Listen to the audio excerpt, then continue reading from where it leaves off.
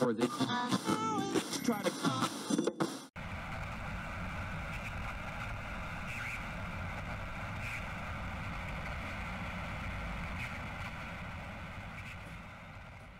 I've been having some serious technical difficulties of late. It's probably why you haven't seen a video from me in a little while, of having problems uploading videos to my the app that I use to kind of format my videos.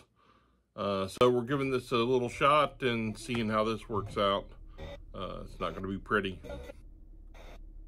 I thought I would show off some books that I've read this month and some that I'm still in the middle of. So let's get to it, shall we? First, let me show off Early Peoples of Indiana. This is a fantastic book, a great resource, lots of pretty pictures. Just if you want to delve into the history of the state you live in, books like these are just a tremendous resource. And I've really, really enjoyed going through the evidence and archaeology and such that kind of shines a light on, you know, this place that I live. I also finished Merlin, Master of Magic by Gordon Strong. This is a lovely little hardcover, put out by Crossed Crow Books. And Strong passed away in 2023. This is a reprint of an earlier release. And Crossed Crow just does a tremendous job putting their books together. They're works of art. And this book is a really nice exploration of Merlin as a magical icon. And yeah, I recommend it highly if you can get your hands on this. It was wonderful, very inspiring, especially this time of year. A book that I really enjoyed, also from Crossed Crow, was Witchcraft Unchained. This is by Craig Spencer, and it's a history of the British witchcraft tradition, and really takes a deep dive. I cannot recommend this book highly enough if you're interested in the history of the craft, particularly in Great Britain. Just a fantastic book, and really takes a deep dive into it, and I thoroughly enjoyed this. You know, I kind of cut my teeth on the magic of Alex Sanders and Maxine Sanders, so it kind of went into the history of all that, plus, you know, Gerald Gardner and others. So yeah, recommend it highly. A book I do not recommend, and I read this for Occult Detective October, is Aleister Crowley, MI6, The Hess Solution. This is by Richard McNeff, and I mentioned before how much I despise the cover. The prose inside isn't much better. You know, there's an interesting story here. It just needed to be better told. And I took a lot of chances with Occult Detective October this year.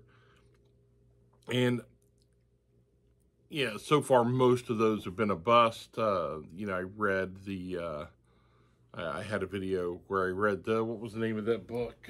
Oh yeah, The Friends of Lucifer. How could I forget? Which wasn't so good. So it was hit or miss this year. And, you know, you're going to have that. And I don't begrudge, you know, any of it. Even the books that I didn't love, I still enjoyed the process of delving into the occult detective genre, as I always do. So now I'm going to show you some books that I'm currently reading. Start with Stones in the Glade. It's billed as the Old Craft in the New World, but so far this has been kind of a witchcraft primer, and it's pretty good. You know, it's pretty thorough. It kind of synthesizes the authors. This is Kelly Town. Her version of the craft. You know, you're not going to get a lot of surprises in this, but if you're just starting out or wanting to, you know, kind of take a deep dive into witchcraft without a lot of the baggage, this is a wonderful book. Stones in the Glade, The Old Craft in a New World, Kelly Town. This is from Crosscrow, and yeah, I recommend this one. I'm not through with it yet, but like I said, no surprises, but very well done. I'm also just starting Anubis, Ancient Egypt's Lord of Death and Protection by Charlie Larson. And look at Anubis there. He is giving you the grim look. That is not a good thing. Egyptology is just a big part of modern occultism. You know, so, I mean, it's... I think this is going to be fascinating.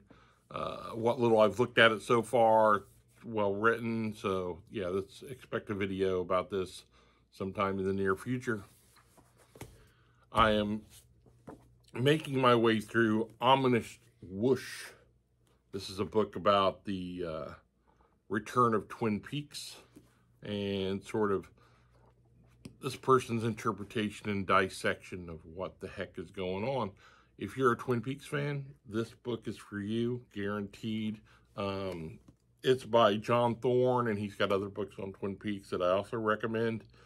So if you just can't get enough of that world that Lynch and Frost gave us, you know, books like these keep it alive in your head. It's really top-notch. And I am also reading, and this book is just wonderful.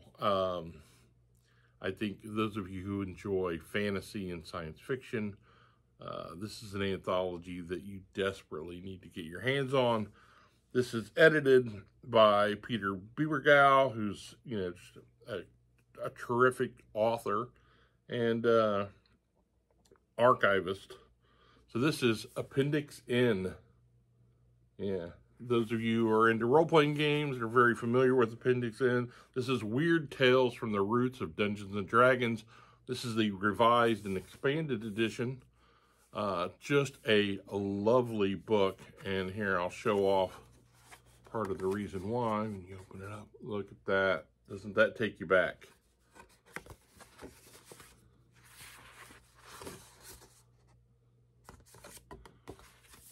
So this is, as I said, an anthology that kind of goes through the Dungeon Master Guide's Appendix N, written by Gary Gygax, and does it in such a fun manner, done like a dungeon, hence the map that is accompanying it. But you've got everybody in this. Oh, here, look.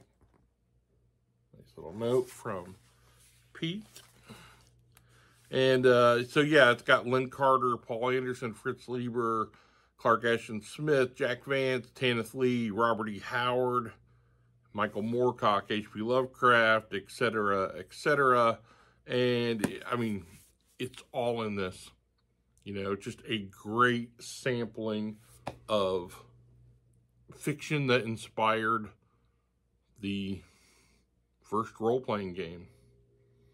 So, terrific, just a terrific read. So, that's kind of my book recap.